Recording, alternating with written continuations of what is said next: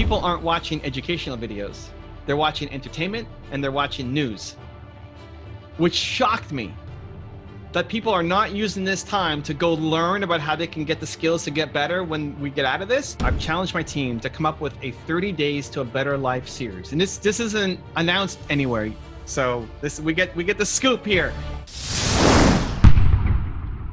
Welcome to Before College TV Live. I am here with Evan Carmichael. He is a true believer. He believes in you more than you believe in yourself. And I actually believe that you believe that that's something that you believe, Evan. Is that true?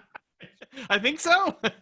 Yeah, totally, man. I mean, I have been loving your material. I was just digesting your 50 rules for success. And I would say, if people want to introduce themselves to you and the work you do, is that a good place for them to start? It's so funny what people's entry points is. The 50 Rules for Success video, it could be. For some people, they love the book. I mean, you sold 1 million books plus. Some people love reading, and that's their best entry point in. For some, it might be this interview. Maybe this is their best entry point in because they know and love you and they get to learn a little bit about me. So however you normally learn, I'm probably hanging out there and appreciate any extra love. Yeah, well, that's great. Well, I want people to know who you are so they can have context to get a handle on just what you do. I also was enjoying watching you play video games. I think that's crazy, man. So now you are streaming for a couple hours, like answering questions and League of Legends. Tell me how that started. So I've been playing League of Legends. This is my 6th year playing. I sponsored my first esports athlete, League of Legends athlete, Manco. He plays the character that I play. So I play Teemo. I got a little statue of Teemo here. He's one of the 200 something champions in the game. And this guy, Kyle Manco, is one of the best Teemo players in the world. I am terrible. And so I'm sponsoring him and he's coaching me to get better. And part of the homework he gave me was playing 3 games a day. Each game takes, 25 to 50 minutes. And so I go on Twitch 5 times a week during the weekdays and I stream. I play my 3 games. I try to win. I'm trying to get better and answer business questions along the way. I mean, that's amazing because I know you're so busy. I mean, I could feel the rhythm of your day, like just are you on your trampoline, by the way? Yeah. I'm on my trampoline. Yeah, because I know you work on your trampoline as well, which gives you a little more momentum. But if somebody wants to connect with you while you're gaming and ask entrepreneurial questions, is that a pretty accessible place right now? It's probably the most accessible place right now.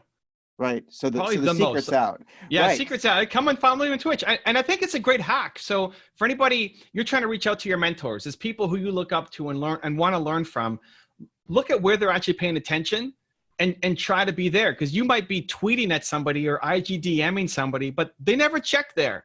Right. So go hang out where they hang out.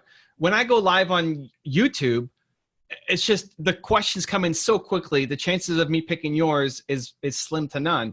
When I go live on Instagram, it's still hard for me to keep up with. I'm not answering everybody's question. If you join me on Twitch tonight, I'm going to be streaming live.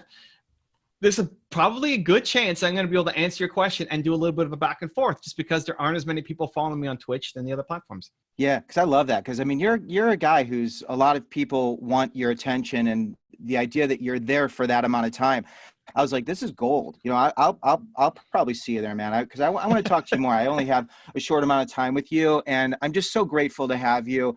And you're so generous and accessible, and it's just so incredible. One of the things about you, Evan, is you say, I can ask you any question. Nothing's off limits, right? So I'm going to do that, okay? And you don't know what I'm going to ask you, but I want to start off with just this week, okay? It's the middle of COVID-19 or we don't know where it is. The world's upside down. You're constantly creating ideas. I want to know what have been the best ideas that you've come up with this week. Ideas that we may not know about yet, but things that have been stewing that you're like, yes, this would be great. So I love using something like COVID where now I'm not speaking, I'm not traveling, I'm not touring, I'm at home. I mean, I'm doing a lot of interviews like this, but I'm not touring. So it gives me a lot more free time at home. My favorite idea that I've come up with is I've challenged my team to come up with a 30 days to a better life series. And this isn't announced anywhere. So we get the scoop here. Get the scoop before college TV. Here we go. I challenged my team. If we were only going to make 30 more videos and then the channel would shut down, that's gone. I'm like, goodbye, we're closing down. These are the 30 videos that you need to watch to change your life. What would those 30 videos be? And so we're going to make those 30 videos, and we're calling it the 30 Days to Change Your Life series or challenge. That then 30 days, 30 videos with a PDF kind of worksheet, something that people would often charge a lot of money for, but like follow along for these 30 days and get results in your life. So that's what we're working on. Super pumped for. That's exciting. So that's something that you're coming up with. Do you have a team now? You do a lot, and it's hard to know when you pull back the curtain just what's happening there.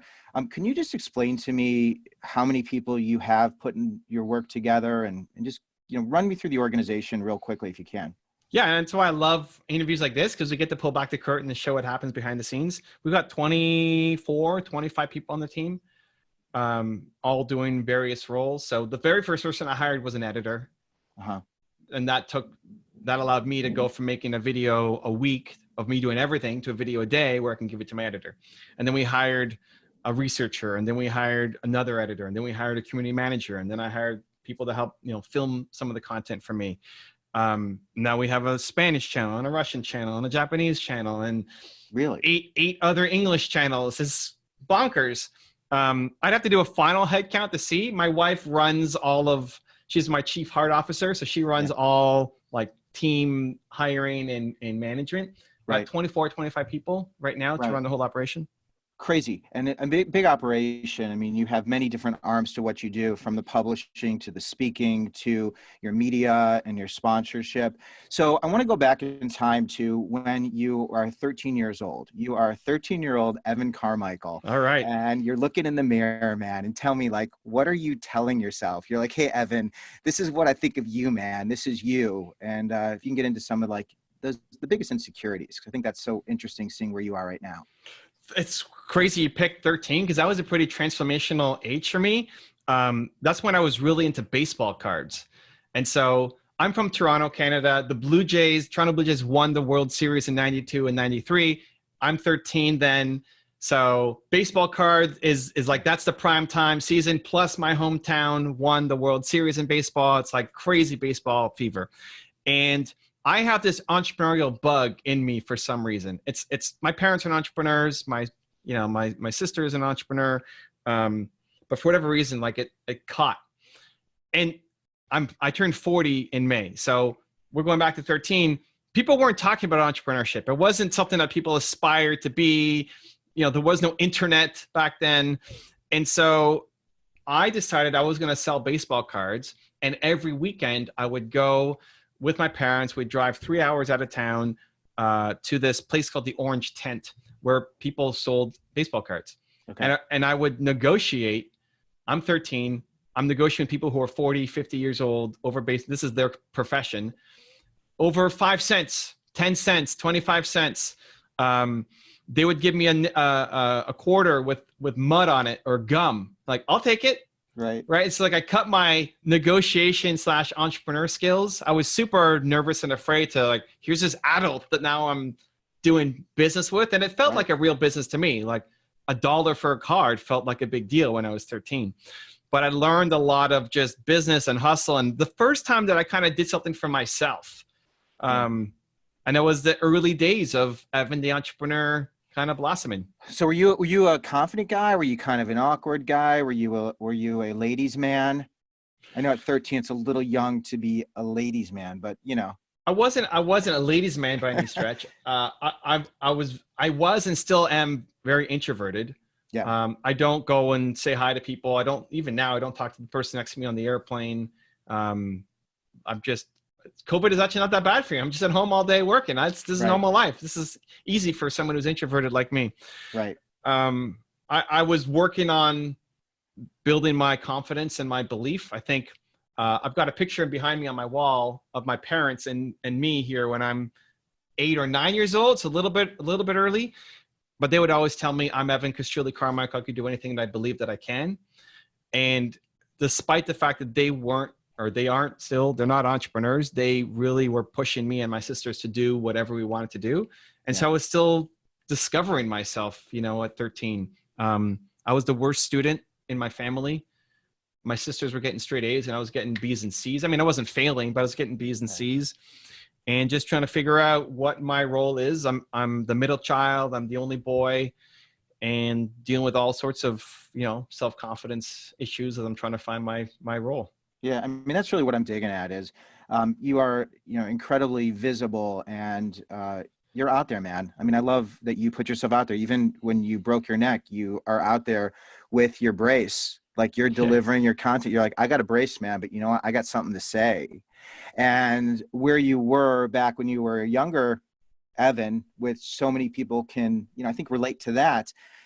When did you go from not believing, and maybe you never had to not believe, but when did you start really believing as a teenager? Was there a certain moment where you realized, you know what? Yeah, I can. I think in my last year of high school, all the way through my life, as much as I can remember, I would always be worse than my sisters academically. And I remember twice a year we get a report card, and I'd have to have the talk, in my parents' room. They sit me on the bed, and they basically talk to me about my grades and how I'm getting B's and C's, and my sisters are getting A's, and I need to pull up. And they would always leave, to their credit, with a more of an empowering belief, like, again, you're a Carmichael. You can do anything you believe you can. There's always a push forward, as opposed to like, you suck. Why are you not getting better grades? And their hope and expectation of me was to get A's, just be an honor roll student. What flipped the switch was my last year of high school. I became a lot more motivated, and I got straight 90s. And this is when my expectations for myself became more than my parents. All they wanted was straight A's, right? That's an 80, straight A's. And I got straight 90s. And not even my sisters nobody in my family got straight 90s. What are 90? Is that Canadian for like 90s as opposed to 100 here in the States? Oh, so it's out of 100. Like, you can't get 100 as a score. No, nobody. No. Oh, well, maybe they do that in the US. You can't be perfect. No, you can't get perfect. Like, the teacher won't give you perfect. I love that you can't even be perfect, because I always say, like, I'm a 9.5 on my, like, absolute best day. I'll never be a 10. Yeah. Because I never want to be. But I love it. So you are a 9. All right. So that makes a lot of sense. So you exceeded your sister's benchmark, and all of a sudden it was like, who's this guy? Yeah, I exceeded my parents' expectations for me all the way up until my life at that point. So I'm going back 17, 18. Yeah. Well, how old are you in your last year of high school? 18. Just about. Yeah. Yeah. And all the way up until that point, as far as I can remember, it's always a twice a year conversation. I'm not where my sisters are at yet. I'm always going to get the worst scores. And then suddenly I leapfrog them to be the best, and more than what my parents expected of me. Right. And then now it became, like, what else can I do? Right. What's my next thing? Yeah. Yeah. It's that shattering. It's that, gosh, I talked to this one student. She's a first generation student. I was doing some work in the middle of state of Washington. And she's like, a child of migrant workers. And she ended up going to college, first gen student, really, really struggled to get herself through it, and, got through it. And then she went abroad to Spain. And she's like, oh my gosh, I can't believe I'm in Spain. Like, I'm a first gen student who, like, has nothing. I'm in Spain. And it was this crazy thing that happened where it shattered all self-limiting beliefs, like that moment where anything's possible. And I think that's the thing, I love that you mentioned that everyone could grab onto, because I think that's the difference between believing and not believing. Now, you continue to put yourself out there. You take a lot of risks, and I'm obsessed with rejection. I love rejection. I don't love getting rejected, but I'm great at handling rejection. Okay. And I know that you've been rejected a lot. Like, I imagine you are just as much a king of rejection, right? Yeah.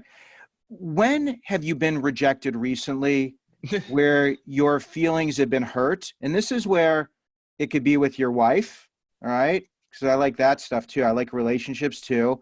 It could be with someone with business. I don't need to lead you anymore, but I want to know when you've really been hurt. Maybe something you haven't shared before. I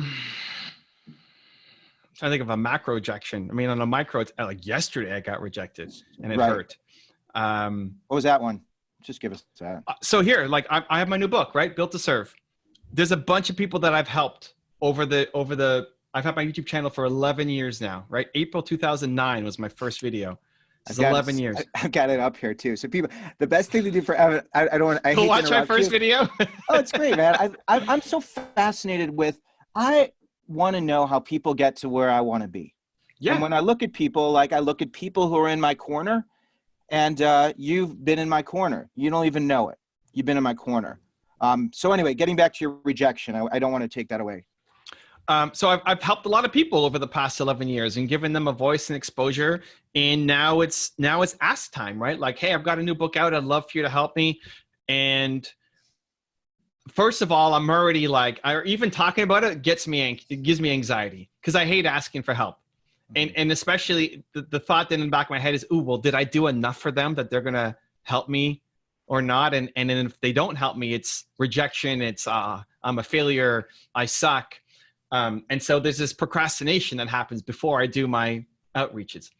And logically, it's like, it's not that big a deal. They say yes or no or whatever, but it's emotionally, it's still, I have to get myself emotionally comfortable to send the text message or the video or the whatever. And I sent out, there's 10 people who I really wanted to get, who I've done a lot of work helping. And 2 of them wrote back to say yes. And the other 8, it's like, you see that they saw the message, but they didn't write back. Right. And it's like, oh, and it's like, do I write again? Do I wait? And like, yes, I mean, in a week I'll write again. And it's like, I love teaching myself that I do scary things, that the anxiety on the other side of that is the thing that I want, that being scared, I have 3 things: scary, difficult, or hard. Those 3 words I'm not allowed to say without then taking action. The fact that it's scary, difficult, or hard is not a good enough reason not to act. And so if I hear myself saying it or thinking it, then I have to do it just because. Right. But it doesn't mean that the fear isn't there and the anxiety isn't there. My biggest fear is disappointing people. And so every day I wake up and have the ability to potentially disappoint people. Right. So you send those 8, and then when you don't get or you sent those 10, and you sent the 10, right? You got, you sent 10 and you got 2 back. So there's 8 right now that, you don't know what's going on with them.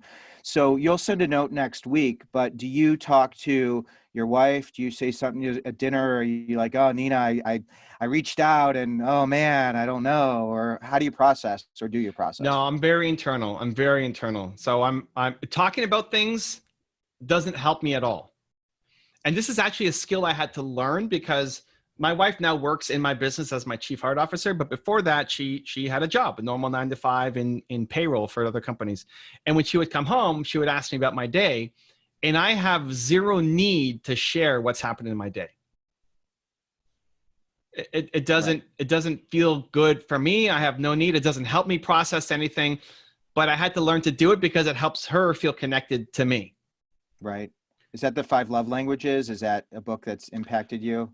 I haven't read it. I know of it. I would go acts of service as mine. Yeah. But talking about problems out loud doesn't help me. I need to process it and then I need to act on it. So if I'm ever in a mode where I need to solve a problem, it's all focused internal, right? And so like no music, completely shut off, just go into Evan think mode until I come up with an answer. And then that's the new plan to go work on it. So what's been a recent problem where you've had to go into Evan, isolation mode? That's a good question. I think even in dealing with COVID, what ended up happening to a lot of channels in thought leadership, they went down, which I did not expect. I thought people are home. They got nothing to do. They're going to go watch YouTube videos. And YouTube is up, but people aren't watching educational videos.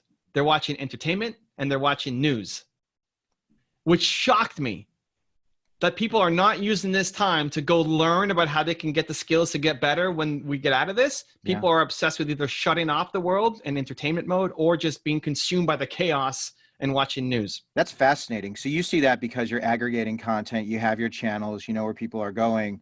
too. And is that, I mean, is this just you anecdotally saying this, or is Oh there no, data? I love data-driven decisions. Right. So first I saw it on mine, and by views, I probably have the biggest channel in thought leadership space, and Right. in general YouTube, no. But then I also help a lot of the guys who are also in thought leadership, who are huge names. I've helped them get their channels going, and they're all messaging me, "Hey, how come I'm down?" It's like, it's not just you. Everybody's down across the Wow. board. It's like, what do I do? Right? Yeah. And so that's where I had to go back and think, my whole strategy I thought was that this is our time to blow up. I expected our ad rates to drop because I didn't expect advertisers to be spending as much, but I expected our views to take off. And it was the opposite, like tanked. And so that's when I had to, this is the thing, like, I'm happy to have a conversation, but I want it to be around someone who can help me. Just like, if you had an answer, be like, Yeah. hey, Harlan, can you help me with this? Like, can you hop on a Right. call with, just sharing my feelings doesn't help. So my wife can't help me in that problem. Right. So just saying, this is why I'm so screwed and I'm not sleeping, because it helps her know what's happening to me, but it doesn't help me to share that. So have you yeah. come up with an answer from this? Because just being current day, I find what you're saying, incredibly interesting, and I'd love to know if you. The answer is talking about COVID through your lens, Right. which is what I've done, and then encouraged other people to do. So for me, what we're doing is talking about COVID, but with a positive spin on, hey, use this time now to invest in yourself and your skills. But if I was doing a regular top 10 video on somebody, it would tank. Yeah, I noticed that from a lot of influencers, that you can see that they had a lot of stuff in the queue when it came to their different verticals and what they were putting out there, and some of it was kind of tone deaf. You could see, and it just so missed. And what you're saying is so interesting, and I love that you lose sleep still. Like, you're incredibly successful through the lens of everybody who's seeing. You're an author, and you've got these amazing books. You got this incredible YouTube channel, but you still have trouble sleeping at night sometimes. I think that's healthy. Like, Yeah. I think if there's, I have a saying, at least for myself, I don't know that I would prescribe it, but if there's nothing in my calendar that I'm afraid of, or that makes me nervous, I tell myself I hate my life. If there's nothing that I lost sleep over in the past, month or 3 months, then I hate my life. Then it's just boring photocopying inside my comfort zone, same day over and over again. Right. So now every day you're not sleeping, and okay, now there's definitely a balance that you have to strike for yourself, but there needs to be things in your calendar that make you anxious, nervous, scared. Yeah, and I like seeing you this way. Okay. Because I mean, I just, I don't get to see you this way, and it makes me feel more connected. I know it makes a lot of people feel connected because you have this incredible machine, but at the same time, you're living it, man. Like you're in the weeds. You're feeling it. If you are talking to a bunch of middle schoolers who really haven't reached that point where they believe, and I know they're the next. I have so much respect for them. What do you tell them? What can you tell them? The ones that really don't know how to get there and want to look to someone like you or other people to show them the way. Speak to them. Yeah, inside of your question is the answer. I would say look to the people who you love and respect, and then dive into their story. And maybe it's not Evan Carmichael, like maybe it's Beyonce, or maybe it's Jay-Z, or maybe it's whoever. Go research their stories. Look at how Beyonce started. And what you're going to see is a lot of hard work, a lot of adversity, a lot of people who didn't believe in her, and bam, here she is. And so that's not just something that underprivileged or people with no resources face. I remember I was meeting a really high-powered executive in the film industry, and he invited me to his place. Like, why does he want to talk to me? Like, I just have a YouTube channel. This guy's won 40 different Academy Awards, and he said, Evan, man, thank you for coming to meet me. I got to ask you, I'm trying to motivate my son to work harder. I don't know how to do it. It's like, Jesus Christ. So I said, well, who's his favorite person? Who's his hero? He said, LeBron James. Like, well, tell him to go look at LeBron's story, because inside LeBron's story is dedication and patience and perseverance and pain and suffering that he overcame. And so he may not listen to you because we don't often listen to our parents, Right. and he may not listen to Evan Carmichael, but he'll listen to LeBron. And it's wild how many teachers use my videos in their classrooms, because the teachers say, well, they won't listen to me, but they'll listen to LeBron or listen to Beyonce, even though it's the exact same message. And I've never had any swear words in my videos. We always kind of mute them out, which is just more of a decision on my part. But it's wild how that's translated into the school system. The teachers are now using the content to share messages with their kids. Yeah, I share a message of people, places, and patience, of, find your people and find your places. And what's so great about Evan's channel and you, Evan, is you connect those who have a dream with those who are living it, and you share those voices, and you can help people to identify those individuals. And you've created an amazing place to do that. And you, as a person who's in so many people's corner, I'm just so grateful for that. I'm so grateful that you take the time to visit with me. And I hope that we'll be able to continue this conversation offline, because I just dig what you do, man. I think you do great work, and I want you to get the 10 million subscribers, because that means you've got hundreds of millions of people who are believing. So Evan Carmichael, author of Built to Serve, over 2 million subscribers, his YouTube channel. Evan, thanks so much for being here. Stay well, stay healthy, and hopefully we'll continue this conversation. Thanks, Harlan. Appreciate you, man. Grateful. Thanks, man. See ya. If you have a podcast or interview show and want me to be a guest on it, I have 2 options for you. There's a link right there next to me. Go click it, and I look forward to being a guest on your show.